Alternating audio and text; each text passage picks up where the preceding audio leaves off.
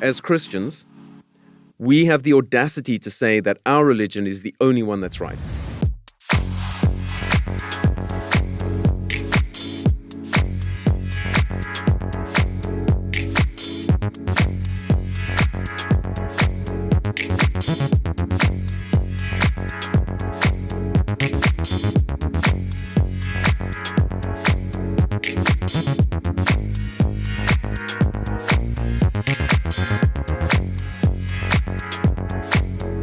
Is Jesus the only way to God?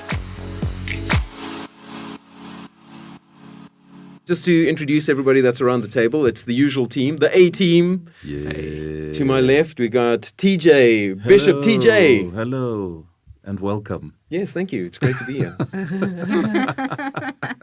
Toots is laughing at me. I have as much a right to welcome you as you have to welcome absolutely, me. Right? Absolutely. Okay. This isn't my space. This is our space. This is He's our just space. trying to take your position. He not said really. before we started recording that he is the alpha male. Yes. It has to be said. I'm And then he sorry, said I did something ask. Who else said after he's that, the so we alpha can't say male? that. Leon. I am the alpha male. Wow. You can't have two Dr. alpha Donnie males in in the the same corner. space. Wow. Wow. Yeah. Because we have somebody from Alpha here who's a male, and I said, oh, he must be the alpha male. And you can't have two alpha males in the same building, so let's see where this goes. Anyway, moving on. I don't even want to respond to that. No, don't. Moving over to the pretty corner of the round table. Aww. Felony, hi. Hi. Welcome back. Thank you. Thanks for joining us You again. doing well? Yes, I'm doing really well, thank Awesome. you. And I need no introduction today. yes, needing no introduction whatsoever. No introduction for many reasons. Melanie, you're sounding a little bit under the weather. Are you? A little. Yeah, are you? No, I'm perfectly well. I'm channeling It's her a it's her different sexy voice. persona. Yeah. Her It is- sexy voice. That is a I very think- sexy I think voice. this is subject to debate. If nasal is sexy, then No, to you it sounds nasal because it's all in here, but to us it's coming It's from my coming deep. from here. yes, You've like indeed. channeled your inner 50s chain smoking Hollywood star. I do sound a little bit like a chain smoker. Guys, I don't smoke. I don't advocate it. Methinks the lady doth protest too much. Nobody even went there, but hey. I'm just saying, this is a public service announcement for anyone who listens to Ask One. I'm just saying. Okay. It's a, we can vouch it's for a her. good habit to break. Yes. Yeah. There we go. That's my introduction. good. That was actually like a little public service announcement. I That was can't awesome. make one. I take every Well done. opportunity I can. Well done. You're a good person. You're good people, Mel. Whatever. Keenan, moving swiftly on. Yeah, I'm Heinz, and my advice is So he don't doesn't do get drugs. so you don't get Don't an do drugs. introduction. He I just was- keeps quiet. He doesn't introduce you. No, I was. It looked like you were going to say something. Then Mel looked like she was going to introduce you. I didn't want to. No, Okay. He just wanted to hear more of Mel's voice. you're the alpha. Yeah. Do your Damn alpha thing. straight. Apparently. And Pastor. No, what is it? Bishop. No, where is he? Apostle. Apostle. Apostle. Dr. Apostle Oldewache. The Dr. Apostle Oldewache. Yeah. Okay. Really, the one who you honestly are the one who leads this whole thing because we kind of flounder around and I you. thought you were the Quite alpha male. literally. No, I mean yeah, but In certain aspects, not yes, all. but Okay, you're definitely okay. the clever one. Like if we were the Smurfs, I'd be Papa Smurf and you're Brainy Smurf. Now that's an image. That is an image. Oh, I don't know why. It's confusing. Okay, well, Sorry. I'm glad we're all in such high spirits. Yeah. Yes, We're just yes. having a private joke in the corner here. Do you want to share with the No, rest of it's the a class? private joke, hence It's private being That's part what of they That's call it. very rude. Hey, we should say hi to Tootsie. Tootsie. Tootsie Yeah, rolls. Yeah, Tootsie Tootsie rolls outside, like man. that. Okay, I got to Yeah. stop doing that. It's not cool. I'm like way too old to be doing that But kind no of one stuff. knows that because they can't That's right. see you. Donnie Chang is ageless. It could just hear you. The Chang is ageless. So today is a difficult topic, and it's probably going to rile a lot of you who are out there who are listening to us. And if any of you are listening to us out there, I know there's going to be people that this is going to rile. So please get hold of us. Send us a message, facebook.com/ask1. Ask one. Beautiful. Thank you. Wow. Thank you. Beautiful. Thank you. I suppose I should introduce the topic before I give people the opportunity to object. Yes. Is Jesus the only way to God? Yes. In a world where there's 25,000 religions, 50,000, how many religions is it? 40,000 religions? I think there's something like 25,000 official religions in the world. 25,000. 25,000. I didn't And even know we, that. I didn't know that either. as Christians, we have the audacity to say that our religion is the only one that's right. It's the only one that actually matters. It's the only one that's going to get you into the presence of God when you die one day. That's a little bit in the precocious side, don't you think? Yeah. Yeah. So thoughts, like I know I get a lot of flack from atheist friends of mine who, once they kind of get through all the other ridiculous arguments, it always kind of ends up here. Like, how on earth can you, how can you dare say that? How can you tell a Muslim that what they believe, you can believe it if you want to, but it's not actually going to get you anywhere? Yeah, it's one has to paint a picture about the context or the times in which we're living. We're living in a time where the kind of the buzzwords are tolerance, tolerance and what you feel is okay. I was listening to a podcast, in fact, yesterday where a young entrepreneur was talking about his rise to success and how he overcame all of the challenges that he faced as he built his business. And then he talked about how he's a very spiritual person, and for him to succeed in his business, he needed to believe that this was more than just about him. There's more than just him at play in this world. And he talked a little bit about his Christian background, but it was very interesting to hear the host of the show interject and say, but it doesn't necessarily have to be a deity, does it? Anything you believe, whether it's the universe or this or that, as long as it's okay with you. And that's very much the world that we live in today, a world where I'm not going to interfere with what Donnie Chang thinks because whatever he believes is okay. I'm not allowed to tell him that his way is wrong and my way is, is better than his. So that's kind of the context of the world that we live in today. Yeah. Yeah. It's interesting that you say that, though, because we as Christians, we're not allowed to say that whatever anybody else believes, what you're saying, or what we can't say to somebody, no, what you believe is wrong. In some countries in the world, it's actually illegal to do that. Yeah. You can get a fine or you can go to jail for saying something like that. But anybody who's not Christian can point to Christianity and tell us that what we're believing is wrong. So this whole tolerance thing is really just a smokescreen. There is no tolerance. It's massive intolerance. But it kind of hides underneath this very thin veil of tolerance and acceptance. And as long as you believe what I believe, then I will tolerate and accept you. But don't dare tell me that what I believe is wrong, because then I won't tolerate you and I won't accept you. Yeah. So, yeah, tolerance is a very loose term. Term. Yeah, I agree with that. I also think it's important to say that the idea that Jesus is the only way to God is not something that Christians came up with. It's not something that theologians, looked at the Bible and said, yeah, okay, we think Jesus is the only way to God. It's something that Jesus himself said, right? Yeah. That's our starting point. So Jesus himself said, I'll read from John 14, verse 6 says, Jesus answered, I'm the way and the truth and the life. No one comes to the Father except through me. If you really know me, you'll know my Father as well. From now on, you do know him and have seen him. And he's obviously just talking about himself. So Jesus answered, I'm the way, the truth, and the life. No one comes to the Father except through me. We sometimes talk about the gospel, the good news of Jesus being offensive. And that's why. That's why. Yeah. Because this is it's an exclusive truth claim. Yeah. Right? This is saying this is the one way and there is no other. Yeah. That's a significant statement. And so that's a good starting point. It's just when you talk about Christianity, you're never just talking about one option amongst many. You're talking about a very exclusive truth claim. Yeah. But Christianity isn't the only exclusivist religion. The three major Abrahamic religions are all exclusivist.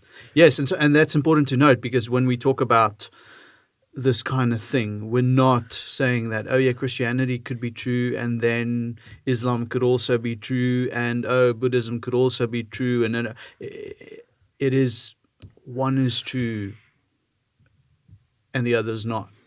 Yeah. It's as simple as that. So you have to, at a certain level, compare them and look at their truth claims and go, is this right or not? Yeah. You can't be a relativist. You have to make a decision. That's what Christianity forces you to make a decision. Yeah.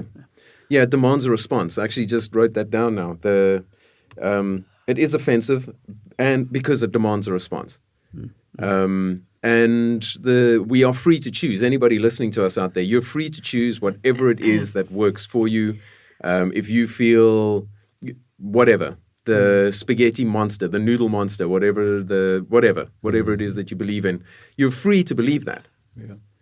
But the bottom line is that whether you like it or not, there is an exclusive claim that Jesus has made, and it demands a response from you. And you can either choose. There's only right either or wrong. true or not. Yeah, there's only right or wrong. And truth is absolute. To tell me that, well, that truth works for you, that doesn't work for me. Truth isn't relative. Truth is absolute. There is only one truth. And like you said, if one thing is true, everything else is false. Yeah. So, to me, sorry, Felony. It's okay. To me, the next question would be, what is the gospel? How do we view the gospel? What does that look like? Because that is a way of answering this question, like, is this true or not? What to you is the good news of Jesus? What does that entail? What does that look like for you? If you were to explain the gospel to someone in your world, how would you explain it? Anybody want to take a crack at that? Yeah, I can dive in there. I mean, it's an incredibly simple sounding but complex question, but try and answer it, I mean, in a way that sort of makes sense to me. The foundation of everything for me is that we live in a terribly distressed world. All is not well in the world. There is great evil in the world, in as much as there is great good, but there is great evil in this world. And man has proved time and again that despite his best efforts, despite all of the advances in technology and in just development of our own capacity, we seem just not to be able to get it right in certain areas. Whether that be spiritually or emotionally, relationally, whatever the case may be, there is a gap somewhere within us. And there have been many attempts, by some religions to say that, the God in us and, everything is in us. If you can believe it, you can do it. You can do it on your own. But even in spite of that, the one constant that remains is that the nature of man just seems to be evil. And so the good news to me is God's response to that, to man's nature and to man's state, coming to us and saying, I am God, I have come in the form of man, lived through what you have lived through as people, gone through many of the same challenges as you, but here's a way, and I am that way. So it's not him saying, I present you with this way, but he's actually saying, I, the person of Jesus Christ, am that way. So and the invitation that he makes, and this is what the gospel means to me, is him saying, I can be your way. I can show you the way. So for me, that's what the gospel is. It's a relationship with a person who has made this claim that he is the way, like you read earlier on, I am the way, the truth, and the life. I am everything you need, basically. Yeah. Well, Fel, what did you want to say? Look, so far, I obviously completely agree with everything. I do believe that Jesus is the only way to God. But I think it's all easy to say that around this table because we're all Jesus believers. But to go and say that to a Muslim or a Hindu person or to tell them about what the Bible's, just to say this is what the Bible says. First of all, they don't believe in the Bible, but they have their own holy books that would tell them something else. So how then do we as Christians make that wrong for them. You understand what I'm saying? As much as we have biblical scriptures to say, okay, well, Jesus himself, he revealed his own identity. But in their own holy scriptures, it's different. So what makes ours then so unique? Well, I think to theirs? in that sense, that's a question about the reliability of the Bible. You know, is the Bible reliable versus some of these other religious texts? And I think we've talked about that a little bit on Ask One, but I think when you look at the Bible, it is uniquely, it has a unique kind of integrity that you don't find in other religious texts. It is absolutely reliable in each and every way. So I mean, my short answer to that would be just, well, I look at the Bible as text and I go, this is reliable, it's trustworthy, it's true. And when I look at the events around Jesus' life and his death and his resurrection, those things are also, we can dig in there and go and find out more and see if they actually happened. And when we do, we find that they actually have. So to me, that's I don't want to say a simple question to answer, but it's answerable. But I do think the problem that people have with us saying that Jesus is the only way to God has to do with their view of what the gospel is, of what, you know, this Jesus story really is. And to me, the easiest way to understand that is just to look at what the word, like the word gospel. Back in the first century, it had a life before it was used in the Bible, right? So the word gospel, the good news, it was used. So let's imagine, put yourself back in the first century, around the time of Jesus, and the emperor or whoever the ruler is goes out on a military conquest, right? That's as a country, that puts you in a very unique and stressful position. So let's imagine you're a first century peasant or whatever, right? So your ruler has now gone out on this military conquest and everything's up in the air, right? So you look at your little piece of land and your little way of life and you go, well, who knows? Next year, this time, all of this could be gone. We could be taken captive by some other nation and my land could be taken. My wife and children could be, taken away into captivity as slaves, or I may be killed, or my means of making a living may be gone, or whatever the case may be. And then what happened during that time, around that time, when the emperor returned, or when the new king was installed, or when the ruler came back in victory, they would send these messengers on horseback, right? And they would roll into town, gallop, gallop, gallop, declaring the good news, the good news that the king is on the throne, the good news that the emperor or the ruler has returned in victory. And what does that do to you who hear the good news? It changes everything about your life, right? It's not it doesn't just change your personal position in life. It changes your economic circumstances. All of a sudden, there's certainty there. It changes your outlook for your family, for your relationships, for your work, for your life as a whole, right? That's what the gospel entailed back in the day, right?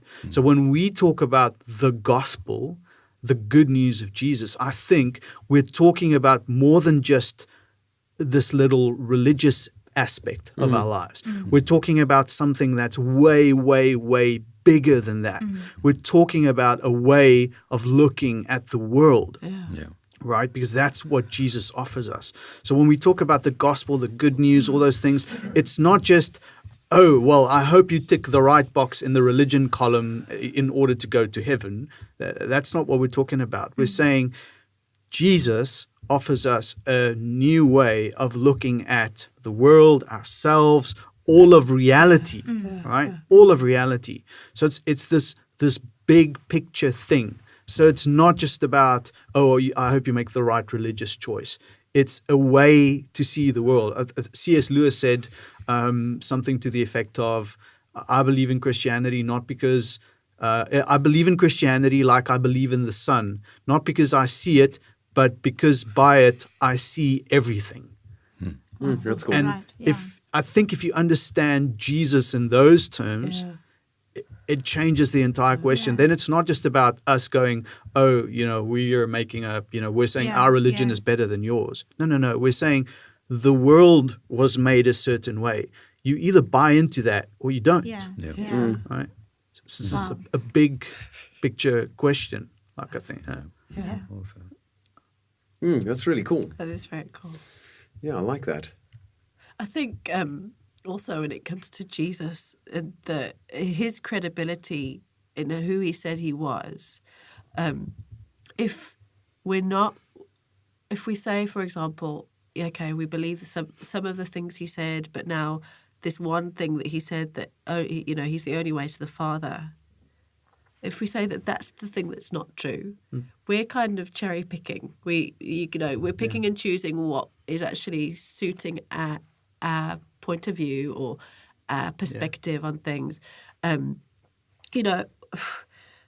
I struggle with that a little bit, because then if you say, well, that's not true, it throws his credibility completely out. Then all of a sudden, him as a character or as a person who's spoken of in the Bible, actually he becomes null and void. Yeah. So why was he even there? Why is he spoken of? Why did he die? Why did he come back to life? All of that stuff suddenly goes very grey and murky. And I think you can't say, yes, okay, I believe he did this. And I mean, I'm sure there are other religious or people, other religions out there who say, I believe Jesus was this, and I believe Jesus said that. But then how can you take that one aspect out of it? How that doesn't make sense. The Jesus story is a package deal. Precise. You take all or nothing. Yeah. It is all. It's very black and white, as TJ was saying. Yeah, I like that.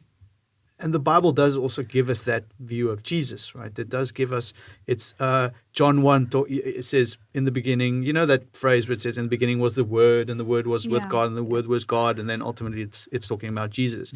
In the Greek in the New Testament, which is the language that the Bible was written in, that word is logos.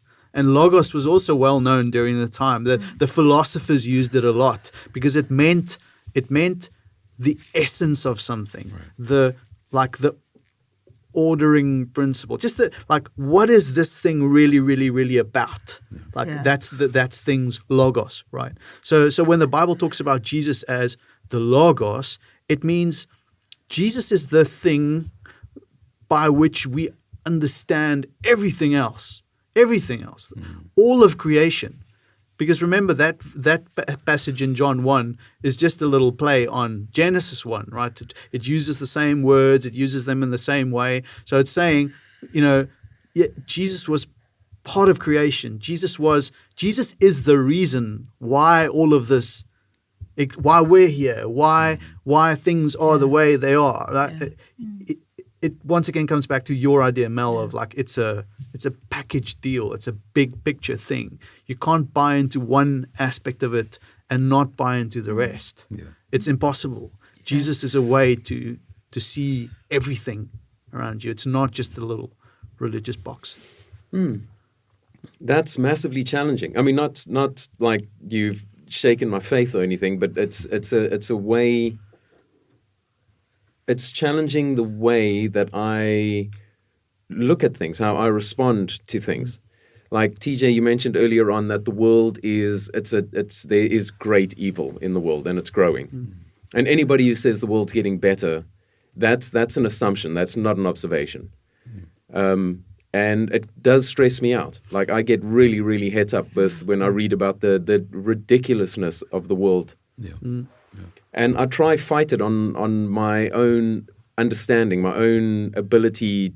But looking at the whole of creation the way that you've just described, Heinz, it kind of takes that pressure off because God it is a big picture situation. The evil isn't greater than God. What's happening in the world isn't greater than Jesus. This isn't outside of his plan.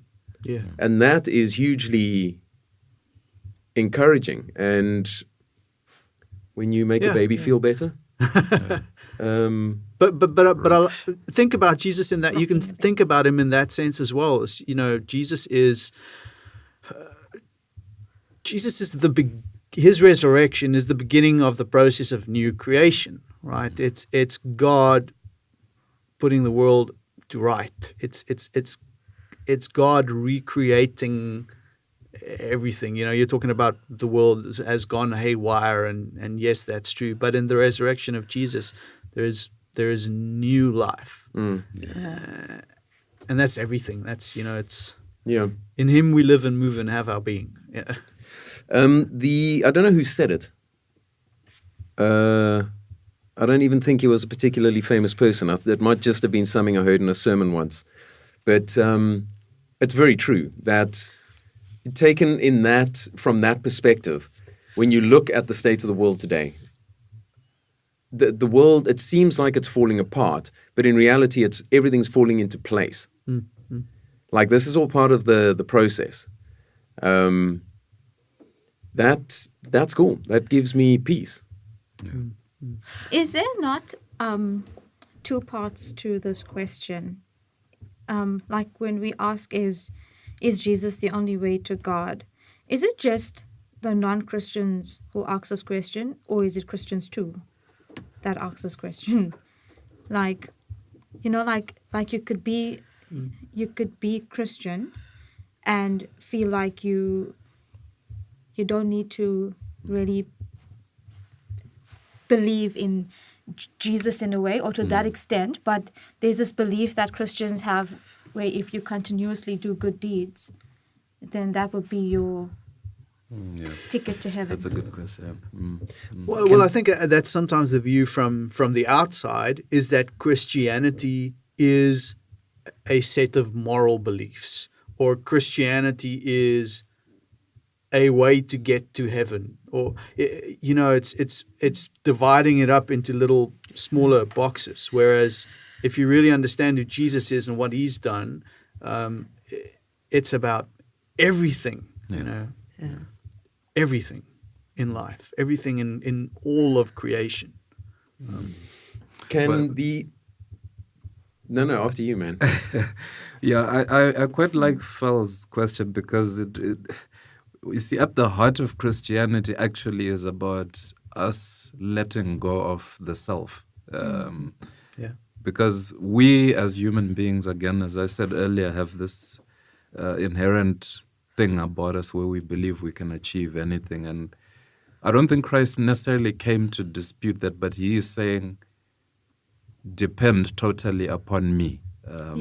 And so it is actually quite possible to call yourself a Christian but rely completely on yourself. So it's not necessarily about non-Christians saying your religion. There's actually a deeper issue, which is saying humanity as a whole, whether you profess me or not, it is quite possible to, there's that quite scary scripture, and I often think about it, and I don't know it I can't quote it, but I can paraphrase it, which paints this picture of someone getting to the judgment day moment and, saying, Lord, receive me now. And He says, you call me Lord, Lord, but I don't know you. For me, that's this very scary picture of somebody who's lived life claiming to be a Christian, living a life where you're like, I am a Christian. I'm actually a Christian, but then you get to heaven and Christ doesn't know you. For me, that tells me that it is possible to profess Christ, but actually He's never been your way. He's never been, this is someone that you Jesus depend on. wanted you to be. Yeah. I think that's very prevalent today. There's so many different flavors of Christianity. I was watching a very, very well-known American Hollywood star. He was speaking at the opening of like a drug rehab center where they were basically taking people who were ex-addicts and ex-prisoners, ex-convicts, and putting them back into society, giving them a way to kind of work with their hands and everything. He came in and spoke, and on the surface, it actually sounded very Christian. Like he was saying how he even referenced like what Jesus did on the cross as self-sacrifice, and he kind of related it to. But then just very subtly, he started going into things like, look around you. God is in all of you. God is everywhere. God is, and then he started talking about you as the God, like the personal being, you being God. And it was so subtle, but it's a total perversion of Christianity. So to answer your question, Fel, the Calvinist in me says no. It's not possible for a Christian to ask that question, because to ask that question is to deny the essence of Christianity. So I believe someone can believe they're a Christian, but I don't believe a real Christian could ask that question. Yeah. I think whenever you make Christianity less than how can I put this? Whenever you make it smaller, whenever you what's the word I'm looking for? You're just going to have to edit this out. I do it all the time. When you make it like an optional extra, is that what you kind of mean? Or not really? Whenever you make Christianity, whenever your version of Christianity is actually just a smaller version of the bigger picture, you're on dangerous territory. So when your version of Christianity is, for example, just a set of moral principles, like, how to live the good life, Sermon on the Mount stuff, love and all that wonderful warm and fuzzy things. That is a part of what we're about as Christians, but that's not the sum total of the gospel, right? And whenever you focus on a small subsection and make that your gospel, you're in dangerous territory. Well, that's a cult, isn't it? I mean, that's where cults begin. Yeah. And that's actually a good example, because cults are always, the issue is always error by emphasis, right? You're overemphasizing a small aspect of something, and that's what takes you down the wrong road. And I see people doing that. I agree with you. I think people turn Christianity into just a set of moral principles, or just a bunch of laws, or just a quote-unquote way to get to heaven, and that's when you miss the bigger picture. That's when you make mistakes. Yeah, but is that not then for people that have the ability and opportunity to get the bigger picture of the Bible and God and Jesus? But what about those people that actually don't have that opportunity? Like Leon, if you said you don't believe that a Christian could ask this question, then what about those people that are living in those remote areas that actually haven't heard of God or haven't heard of Jesus, but they're also not living their lives doing messed up stuff? Then what happens? Yeah, no, I think that's a different scenario, though. I was speaking specifically about somebody who has had access to Christian principles, Christian doctrine, and then twisting it into something else, basically creating an idol for themselves that kind of looks like Jesus. But what you're saying about somebody who's never had the opportunity, I honestly don't have a clue how that works. The Bible does talk about, everybody has the opportunity to acknowledge God either through general revelation, so looking at the world around you and seeing God in everything, which kind of contradicts what I just said about the guy from Hollywood saying exactly the same thing. But so I'm trying to quickly just find Romans 2. So Romans 2, let me quickly read that because it does speak to your question a little bit. Verse 12 says, all who sin apart from the law will also perish apart from the law, and all who sin under the law will be judged by the law. For it's not those who hear the law who are righteous in God's sight, but it's those who obey the law who will be declared righteous. Indeed, this is now in brackets in the Bible. Indeed, when Gentiles who do not have the law do by nature things required by the law, they are a law for themselves, even though they do not have the law. They show that the requirements of the law are written on their hearts, their consciences also bearing witness, and their thoughts sometimes accusing them, and at other times even defending them. This will take place on the day when God judges people's secrets through Jesus Christ, as the gospel declares. I don't think it answers your entire question, but that's what you were referring to, that the Bible does speak about. The problem that I have with that, in my initial interpretation of that, and it's in the Bible, and obviously it's there for a reason, but it just speaks of salvation through works. It sounds like it's just and it is a different scenario, because it's not like somebody who's claiming to be a Christian, but feels that they can by what they do can get into heaven. Not acknowledging that it's purely God's work within them that gets them into heaven. I think the emphasis of that, the bigger picture there, in this chapter, is more that the law is written on. It's written on our hearts. Yeah, we all have a sense of what God expects of us. Which is that interesting discussion about can there be morality without God? Like atheists will claim that morality, or a version of morality, is an evolutionary process that we developed so that we could live together in societies. And that's not a conversation for now. But that's very much part of that conversation. Like, can there be morality outside of God? If people who don't even know God live by this innate compass, moral compass. Yeah.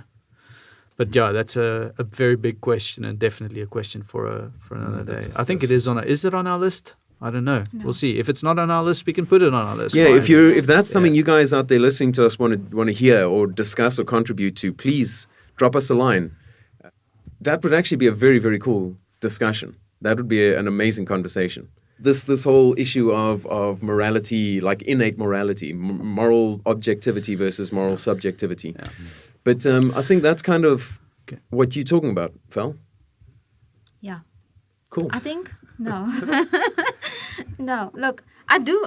I'm on the same page as you guys, but I'm just asking these questions that a person outside the studio will ask. Like even with the passage that you just read now, it's like when we say that Jesus is the only way to God, but then when you read the passage, for me as an ordinary person, interpreting that, it kind of contradicts it a little bit, because it does say that if you live your life according to how you feel is right, then that would be taking it out of context, though. You have to remember, Romans is a letter. But how many Christians out there are taking things out of context? No, then? Absolutely, all the time. But Romans is it was written as a letter, and you have to look at the letter in order to understand what he's saying there. Because you could take single verses in Romans and do all kinds of things with them. The bigger picture there is just the idea that God has written His law in our hearts, and that we know. Yeah. We know. It's not an excuse to say you don't know.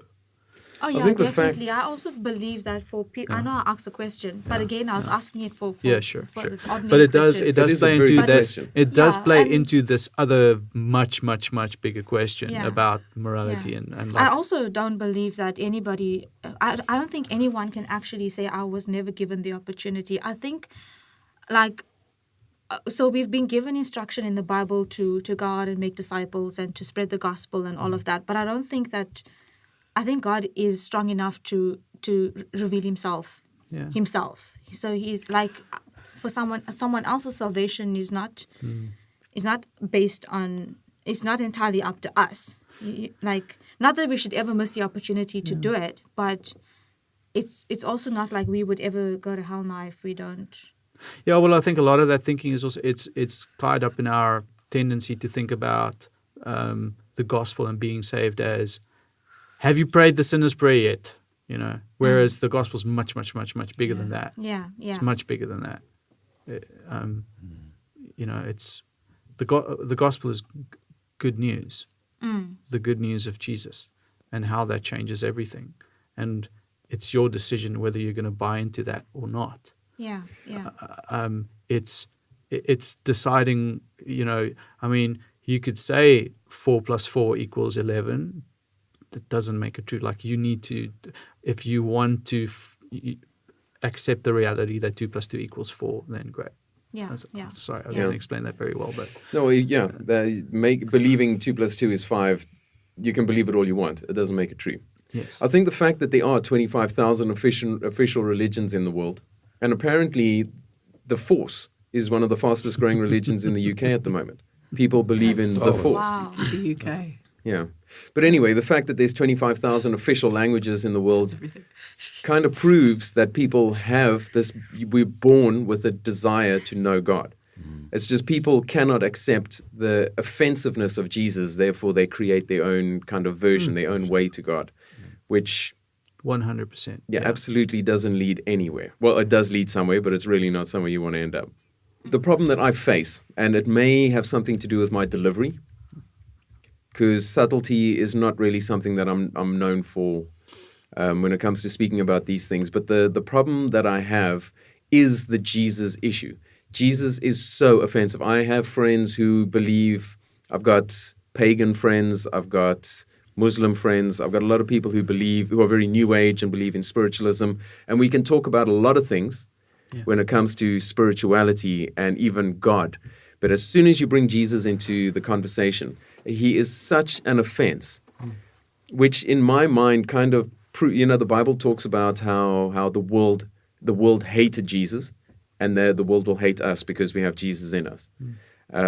And I can see how real that is, how true that those verses are that talk about that. When as soon as you mention Jesus to somebody, whether they're atheist or a believer of something, and that's pretty much where the wheels fall off the wagon, because you can be as offended as you want. Offense is something that you take. It's not my responsibility if you take offense. What I'm telling you is the truth, and it is the truth. It's not my truth. It is the truth. So what are you going to do with it? Like, I'm telling you what it is. If somebody comes to me and says, if I go to a friend who smokes and say, you got to stop smoking because it's going to give you cancer, and they get upset because I tell them that it's going to cause cancer, it doesn't change the fact that it's still going to cause cancer. So, like, what do you do with that? How do you, without kind of saying, oh, okay, well, I don't want to offend you, and you be so polite, you love somebody into hell. Like, how do you do it? Yeah, I'd love to pile on another question. I mean, I'm looking at a scenario where I have to talk to a friend who sees the world very much in those relativist terms, like, whatever you believe is cool with you as long as you don't try and impose it upon me. I think the conversation that I would love to have, if I'm not like hijacking the floor or anything, but I would love to know, how do we have those conversations with friends and, people around us who see the world in those terms of, everything is relative, it's okay, whatever you believe is cool. How do we communicate this message of truth, and a message that is absolute, which says, I am the way, the truth, and the life, and communicate it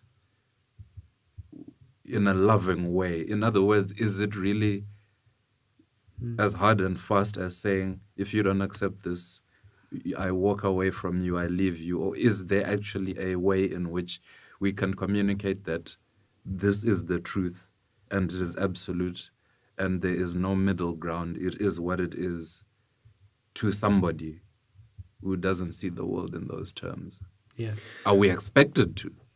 I've found that it's normally them that walk away. Like, I've never walked away from somebody because of that belief, but they will walk away. And I guess, salvation isn't our job. Getting somebody saved isn't our job. It's our job to tell them. What happens after that is really between them and God, I think. But then, you see, where I might slightly differ with you is,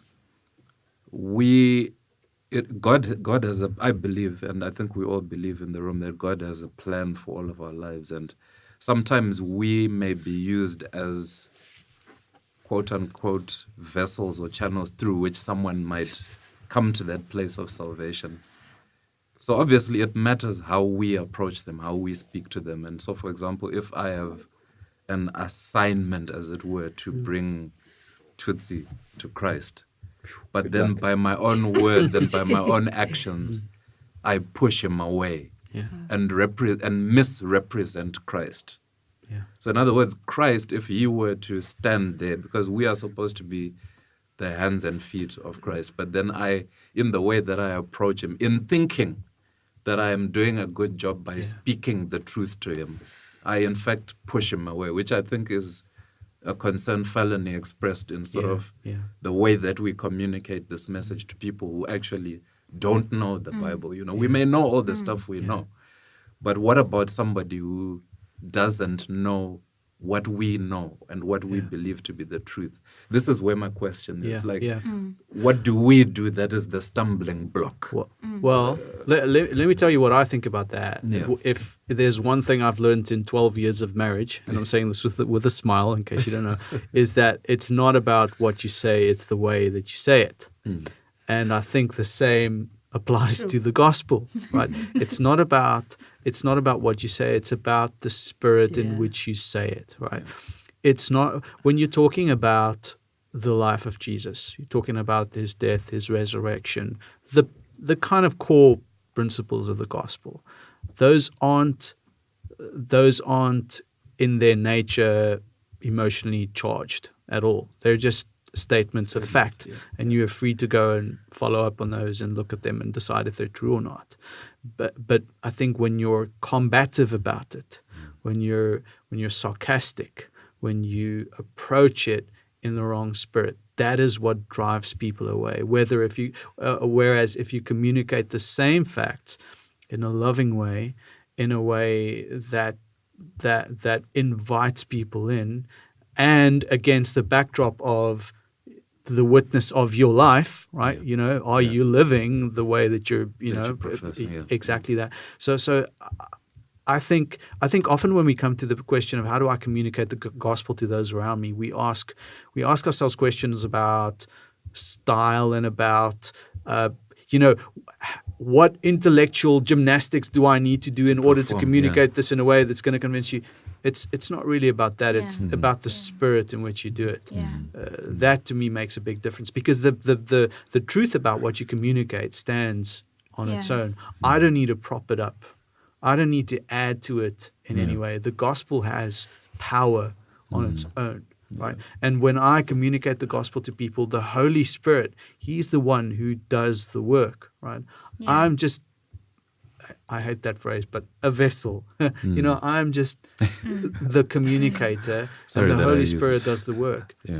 So when I communicate the truth of the gospel of Jesus, I have confidence that the Holy Spirit will not only convince this person, but drive home the significance of the gospel, what it means, and the bigger picture around that.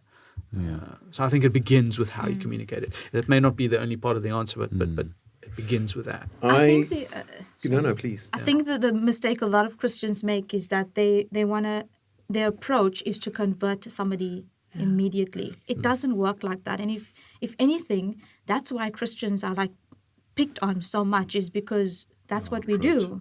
It's like he said, it's all to do with our approach. The other thing I notice is that, you would befriend somebody first. You wouldn't just go up to a stranger and talk to them about Jesus. You would first befriend them. They get to know you. And if you are not living that life yourself, it's hard to sell Jesus to them. They need to see Jesus in you, so that you wouldn't have to promote him that much. It's not, so you got to live the life on yourself. You've got to work on yourself first, so that other people see that in you. Bill Hybels said that he would never dream of evangelizing somebody he wasn't in a good relationship with. Because you don't have the right to speak into their life.